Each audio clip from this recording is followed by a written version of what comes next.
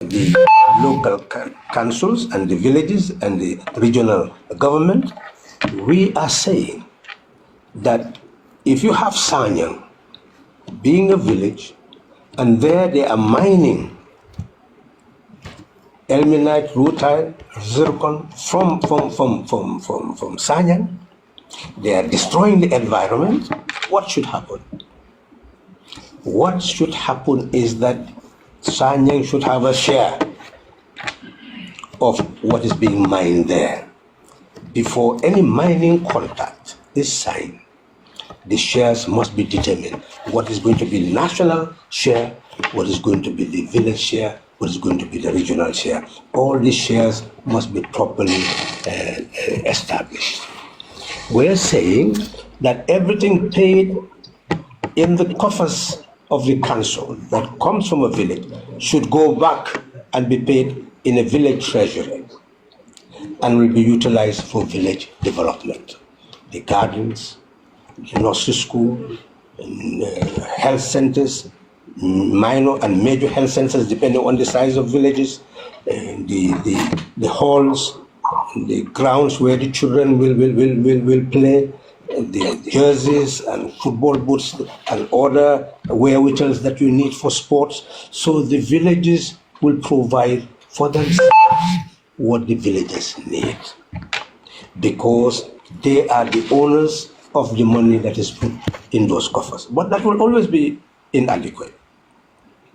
And in some instances, it will have to be supplemented by royalties. Royalties from the telecoms institutions which put their distribution networks in those villages, and they are making money, so they must pay royalties.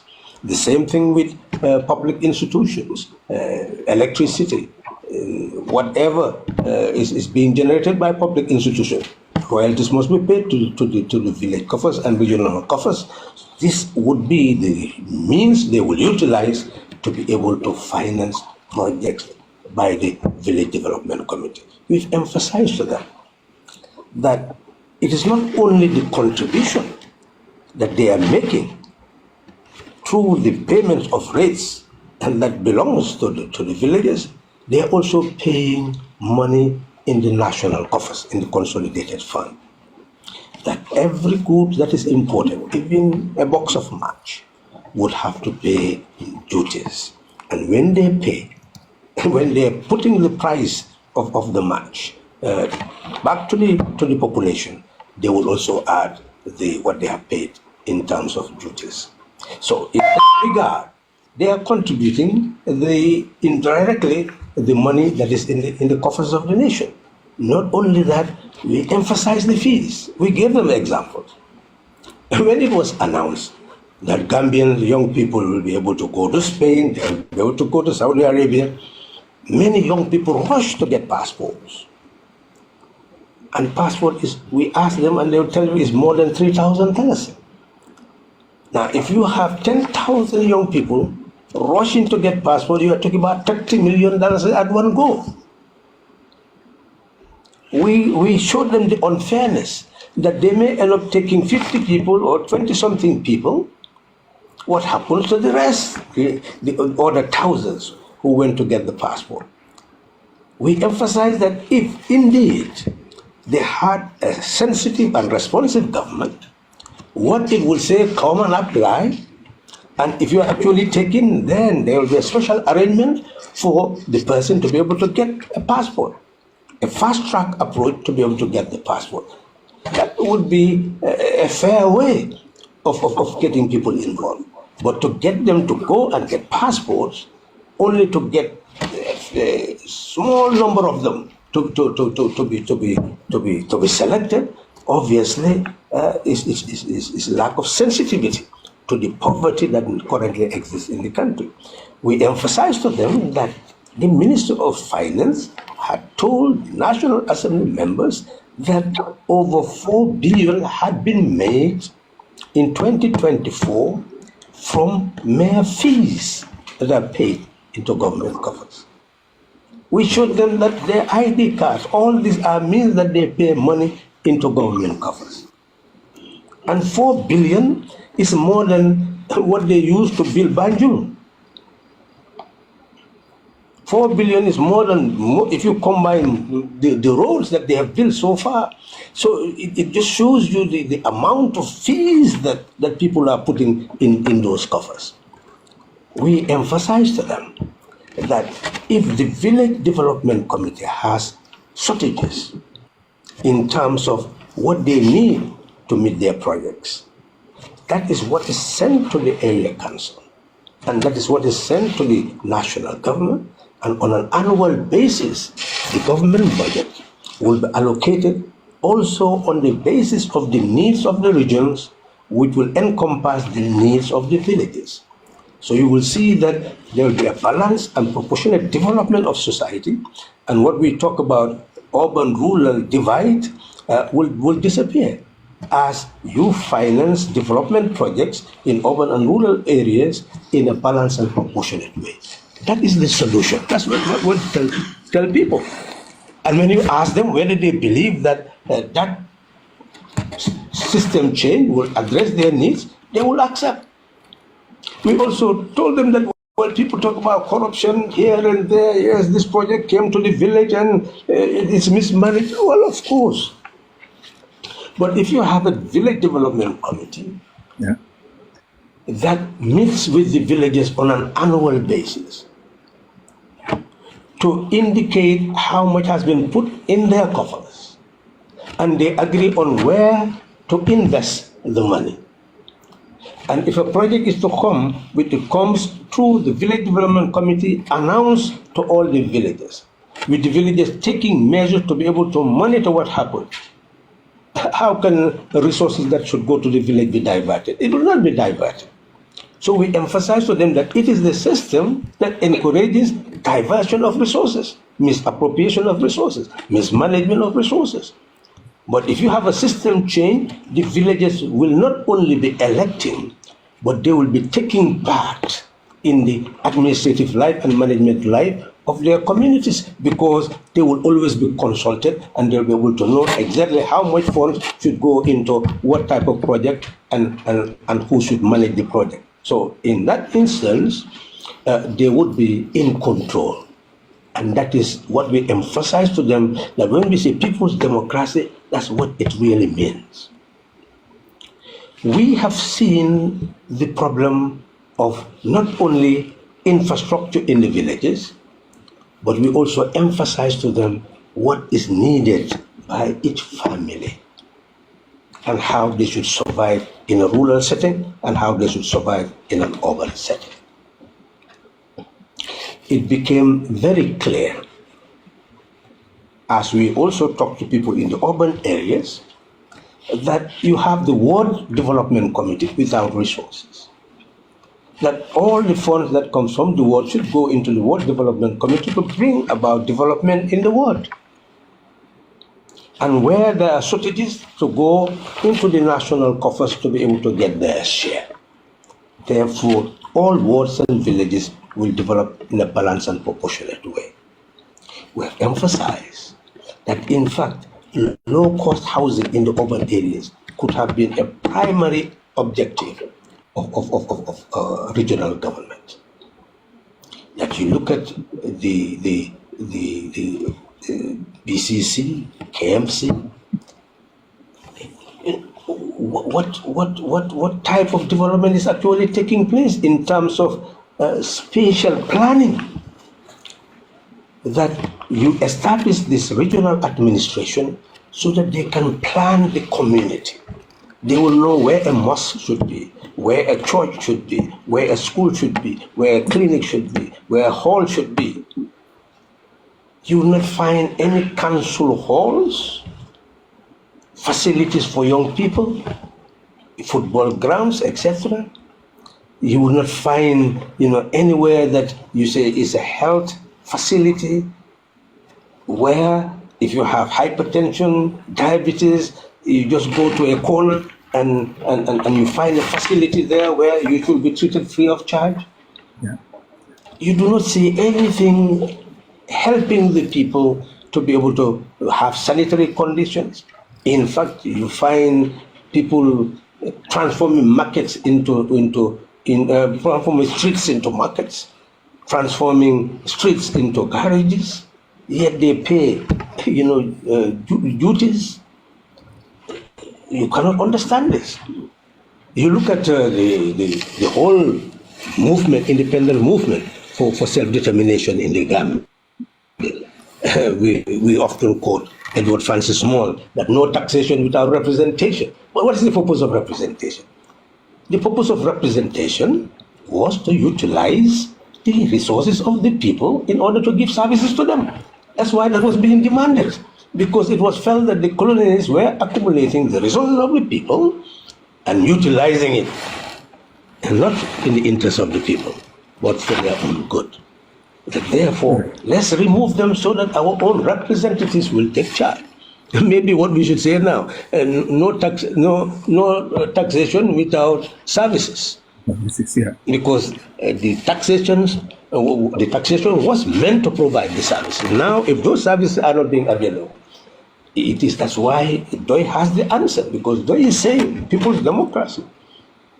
And many people don't understand that. Why you say, because democracy should mean government of the people. We're saying people's democracy because people have transformed democracy into simply electing people every 4 or 5 years, and then you stand there and observe them to do whatever they want. We are saying no. When we put people there, it means that people must participate on a daily basis in the administrative life of the country, meaning that we'll empower the union, will empower the association, that if there are market women, they must have market women union. So that if they pay dues, they must demand for markets, not only markets, but markets with proper toilet facilities, proper water facilities, well organized, well decent sanitary conditions. That's what they deserve. If they are people who are drivers, the same. If they are being dues, they must have garages with proper water facilities, proper toilet facilities, all that is necessary for a human being. That is what is required. All this is lacking, and that's what we emphasize to the people, that with system change, that is precisely what must be assured. You go to certain places, instead of providing low-cost housing for the people, you will see government dishing out land in an unplanned way, and people build helter-skelter. You need to have proper spatial planning where commercial institutions should be, where industrial institutions should be, where social services should be. Everything should be properly planned. We emphasize to them that this lack of planning is why people don't have proper housing facilities. You look at a place like Banjul, many years ago when Social Security started to emerge, this is when, and you see that families were disintegrating. Once the head passes away, then it's divisions and is selling the places. And what is happening to those places, they are commercializing them. And these were facilities where Social Security could have built, because they were having billions, not millions, billions. Because workers do pay to Social Security, and it takes years before they get back their return. That money could be invested. If you look at the pension fund of many countries in the world today, the pension funds are being used as sovereign national wealth to be able to generate huge income that would help those people who are pensioners to earn their keep, but at the same time, it is facilitating real development in many countries. That fund could have been utilized many years ago to build low-cost housing, and then the housing will go up to the level where the soil can actually shoulder it, and many families could have been saved. And the same thing would have happened in the KMC. The land is given to quite a number of people who will just take it and cut it into pieces and start selling it. and making out of few thousands, they make millions. This has been the pattern. And we are telling them that now they want the people to pay by going and start demolishing people's facilities because someone had sold compounds to 2, 3, 4, 5 people without proper supervision and proper regulation. So instead of government taking responsibility, because once a person builds something, and that's what the government should have assisted the person to build, because the government should be responsible for ensuring that people have food, water, and proper housing. So therefore, if somebody establishes a proper house and there is conflict, the government should resolve the conflict. And the way to resolve the conflict is to offer to pay compensation to people who should be paid compensation, either providing another land or actually pay compensation. But you cannot take demolition as an option. It's insensitive.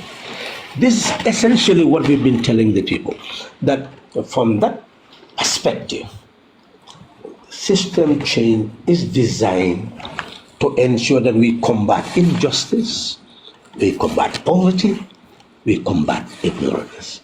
We empower the people to know that they own the wealth is cooperative wealth, and their share is their legitimate entitlement, and they should always struggle to get their fair share.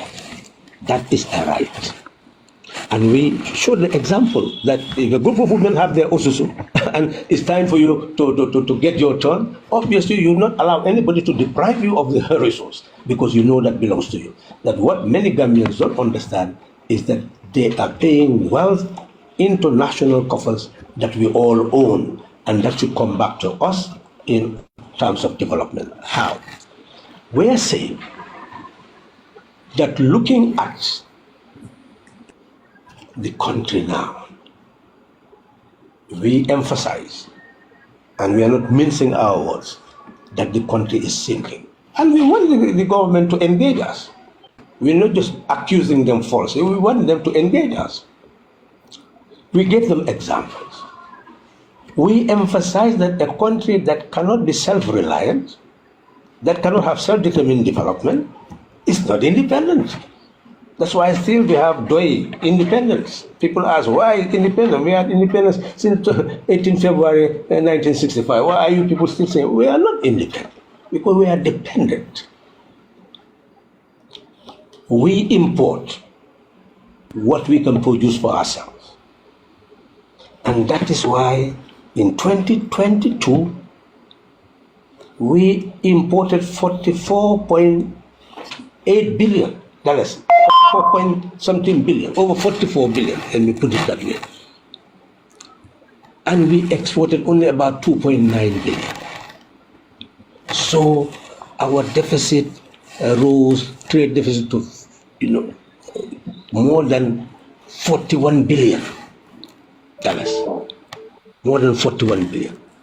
Now you look at 2023, our deficit increased to 46 billion. And you look at what we are importing. Rice, 200,000 tons. Spending 2 billion on rice.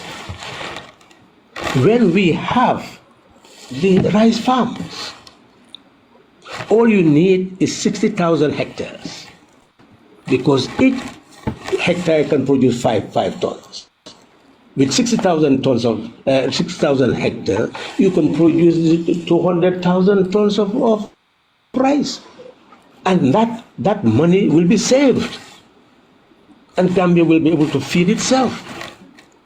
But we told them, whether it's the First Republic, the Second Republic, first half, the current phase, they cannot produce more than 57,000 tons of rice. Honorable Sallah, if I interject there, because we've seen that in the 1980s, yes, 70% of the population depend on agriculture. Well, precisely so. We cannot offer a program unless we also show that the existing program is unworkable. And that's precisely that what they have is unworkable. Why is it unworkable? Because you have family farms all over, but they have no support, no seed, no fertilizer, no farming implements. Now, over 5 billion was invested. If you look at NEMA, GCAF, FASDEC, over 5 billion.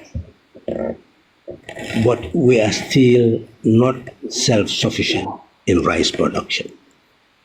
The minister said in 2024 that there was support of over 2 billion for agriculture. 500 million in terms of input support. And we are still incapable of producing the rice we need.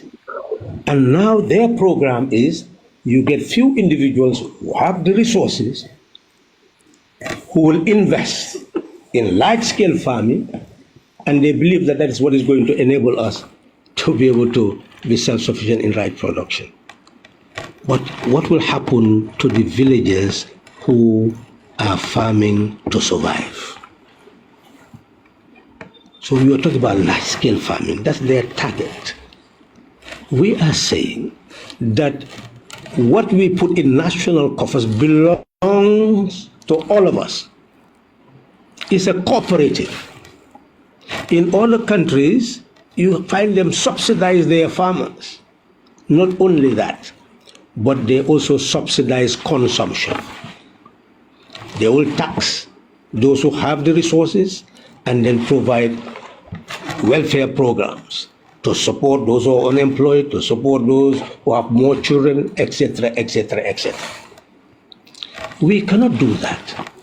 It's very clear that we cannot have consumption-based welfare because even the budget reflects that. They just allocated 200 million to say for groups that are disadvantaged, socially disadvantaged groups. So here, 200 million divided into 1 million people, you will have $200 for each other. What can that do to move them out of poverty? So that is just tokenism. We are saying that what should have been done is to ensure that those farmers who need fertilizer, seed, farming implements are given what they need to produce. And they will pay back without interest. Without interest, when you say without interest, that's where the welfare comes. That's where the welfare comes, without interest. So it is very significant for that type of production system to be introduced. Therefore, we'll produce all the rice that we need, all the wheat we need, all the vegetables in the vegetable gardens, and we'll have a cooperative system for the vegetable gardens where once you finish your gardening and produce your vegetables, the cooperative will buy it and do the marketing. So you will see that with that type of a system, many people will be able to be moved from poverty. That is really what is required. That's what we tell the people. But at the moment, the oil we consume, almost 1 billion, we import when we produce groundnuts, which can be transformed into oil, depending on the type of variety. So in that sense, we are emphasizing that the type of system that has existed up till now encourages the Gambian people to import all the things that we need, or most of the things we need, and we are not processing. Therefore, we are not generating employment. And we are restricting any form of balanced and proportionate development, so we divide the country into rural and urban. And therefore, farming is no longer lucrative. It cannot enable the person to earn an income. Just imagine, even if it is said you are giving $38,000 for a ton, which is almost 20 bags of groundnuts. How many farmers produce that? The farmers produce the groundnuts. They must also take from those groundnuts the seed for the next season. They must purchase the fertilizer and all the other inputs, and they must sit half the year without an income. How will the farmer be removed from poverty in that way? We're saying, if we're to remove farmers from poverty, we must have production-based welfare. And we must have the production chain to be able to generate income earning at many levels in order to occupy the Gambian population as a whole in production. And in doing so, once we have a strong productive base, then you will also have a strong service base, because the more income we generate, then the more hospitals we'll build, the more nurses we'll have, the more schools we'll build, the more teachers we'll have, the more infrastructure we'll build, and the more masons and etc. we will have. So in essence, it's the productive base that ensures that all the other services actually would be provided, and the country will have employment, income, and then businesses can also thrive. This is what we are emphasizing. Thank you. And that's what we told the Gambian people. Yeah, thank you. Thank you very much. You mentioned just that the governments, most of the governments, and particularly in the Gambia, are not interested in those types of engagement with the communities, organizing the communities. But my other question, Honorable Sallah, is around youths also in the urban areas, because we talked about agriculture and food processing and so on and so forth. But we know every 12 years we have hundreds of children leaving Gambian schools, graduating from our education system. What is the plan of the Doi government to ensure that those children are able to engage and be productive, to get employment and to contribute to the economic development of the country? The unemployment rate that you mentioned during the tour, which were issues that were discussed, how is the Doi government going to address that, particularly in the urban areas? The purpose of the tour was to convince the Gambian people that system change is necessary. Then the Doi program can actually be explained as we move forward. Right. The emphasis to them is that we have a government budget of 37.8 billion. But the government has been unable to feed itself. So consequently, when I said the government has been unable to feed itself, it has failed to carry out the policy where the country will be able to feed itself. So it runs trade deficit after trade deficit, and obviously, if you are to import and you do not have the foreign exchange, then you must have balance of payment support from the IMF. So it has been borrowing after borrowing after borrowing after borrowing.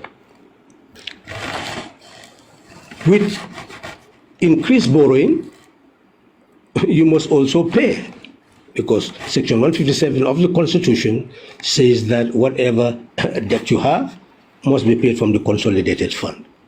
And that is why in 2024, we had to pay $7.5 billion worth of debt service, 7.5 billion.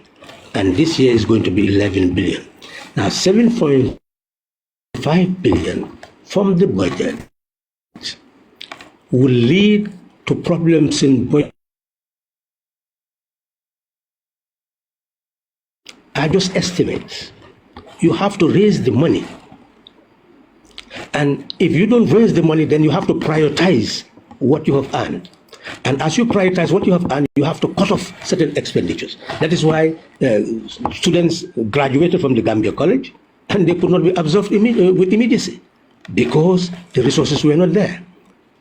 The minister has told the parliament very clearly that yes, they hosted the OIC, but many of the promises that they had were not fulfilled. So therefore, once the expenditures were made, and you do not have the grants that will come to back you, what are you going to do? You must go back into the consolidated fund, and you must take money from there to be able to carry on the programs. So in doing so, you must move funds from one sector to the other, and therefore, if you were to do, and we will do that, proper budget analysis, you will see the execution, percentage execution in many sectors will not be reached at 100%. You will find them 60%, 50%, etc., budget execution. So that is the situation. That yes, you can do this. They call it adventurism in budgetary expenditures. The government just says that I want to do this, I will want to do that, and it happens when people go there and ask for government, build us roads, build us this. It does not happen that way. Everything is part of a budgetary system, and everything depends on the amount of resources that you have. So the issue that you are raising is part of a program of what we call system change, changing the economic base so that you support services. Over 500,000 children, of course, every 12 years come out of our school system. So you must have the absorptive capacity of the economy. Just imagine you produce 200,000 tons of rice. Obviously, that rice would have to be processed. And the starting point is not to build big industries. If you follow India, you follow China, you follow all these countries where at least now through agriculture, they have become self-reliant in food production. What they had to do is to use appropriate technology, meaning that you will have small-scale processing taking place. And many people, young people, could have been absorbed, 5 of them there, 3 of them there, with their machine processing, particular wheat product or coarse product or rice product. And then with that will also be sold to others who will transform it into bread, into biscuits, into other confectionaries that we may need, with chocolate being added there, or groundnuts being put there, so that many things that we now go to the shops and buy would actually produce here, and that will generate employment for them. But in between, a society must free the young people from despair. And to do that, it means that after school, you have to have 1 year national service, where just imagine what the government had to do during COVID. How many hundreds of households were provided with food such as oil, rice, and sugar. You see, that is a system that you introduce for your young people who newly graduated and now have to go and do national service. You can feed them while they are doing that national service. Save them from the street. Reduce the burden of the parents. Increase the capacity, because wherever they are attached, they will be contributing. Just imagine the National Army. If you were to transform your National Army into a construction machinery, where different things that need to be constructed by the state, whether it's schools, hospitals, roads, what do they need? Training and the machinery. You have a government that will go and say, well, let me buy all these equipments. When I remember being in the National Assembly, and there was need to send our troops for peacekeeping. And they said that in order to do that, they must have certain machinery to be able to do that. Government has to find that, so that to send your troops, and when they go for peacekeeping, they'll be able to gain all these resources. That's how many soldiers build their homes, etc., in this country, and policemen and officers. So these are all schemes that are developing. But what is essential here, why not transform that very army into a machinery for construction and development?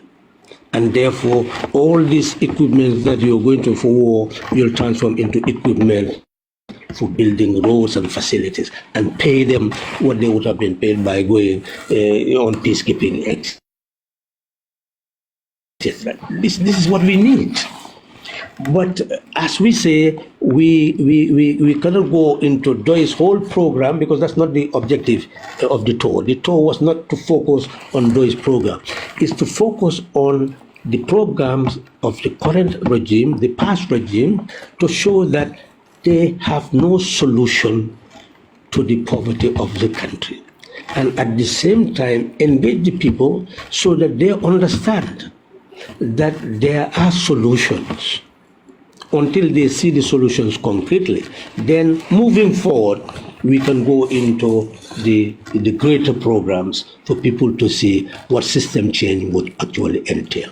But I must say, the basic necessities of life, of food, water, housing, had been clearly explained to the Gambian people, and the dialogue was very constructive, and we all understood that the current regimes the current regime and the past ones did not and do not have a solution to these burning issues.